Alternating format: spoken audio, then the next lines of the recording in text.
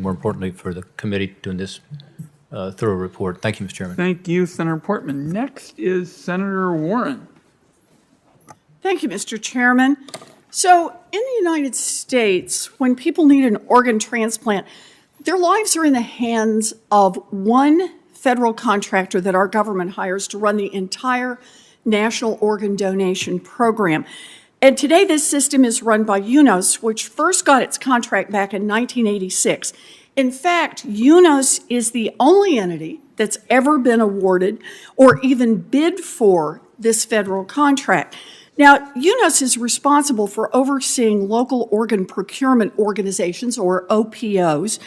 Because UNOS oversight is so bad, some OPOs are disasters. Testing errors, lost organs, never collecting healthy organs that could have been donated. And without competition, the organ transplant system overall has become a dangerous mess. Right now, UNOS is 15 times more likely to lose or damage an organ in transit as an airline is to lose or damage your luggage. That is a pretty terrible record.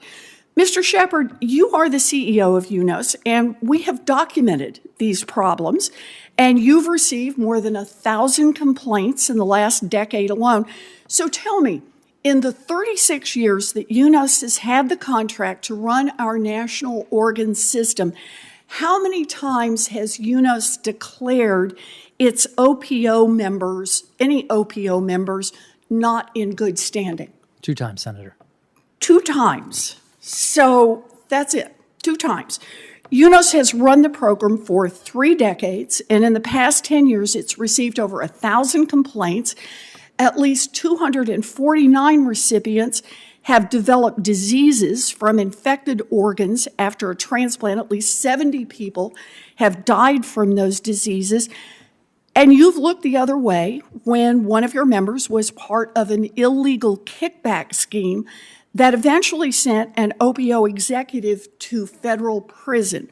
So, 36 years, a list of deadly problems, a kickback scheme, and yet UNOS has only twice declared one of its members, quote, not in good standing.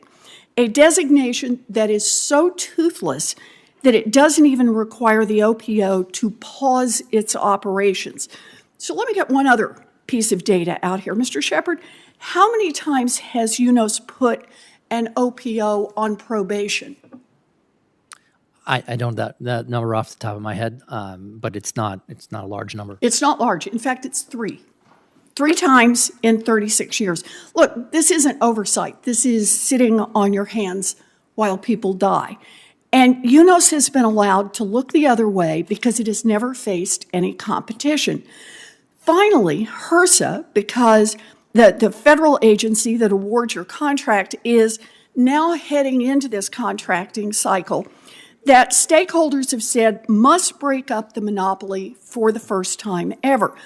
But faced with the prospect of accountability in the past, UNOS has demanded tens of millions of dollars to hand over the archaic technology system that it developed with taxpayer funding. UNOS has even threatened to walk away and illegally continue to operate the organ transplant system without a contract. So, Mr. Shepard, can you commit that UNOS will not in any way attempt to hijack the United States transplant system during a transition to future contractors? UNOS would never make an attempt to do it to take any actions regarding the transplant system that would harm patients.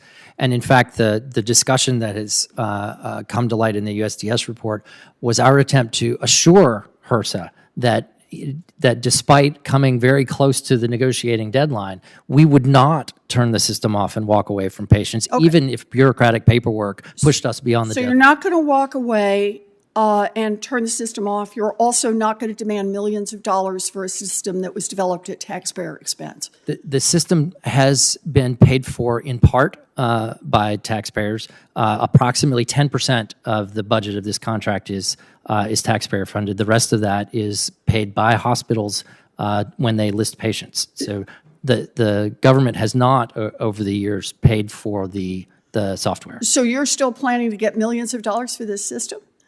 That's what you want to do? Sell it back to the government if you don't get this contract? The contract allows the government to purchase the software from us. At what price? I mean, we have obviously a monopoly on both sides here. Well, I tell you what, we'll go into the pricing. I just want to be careful about my time. I'll just be clear. You should lose this contract.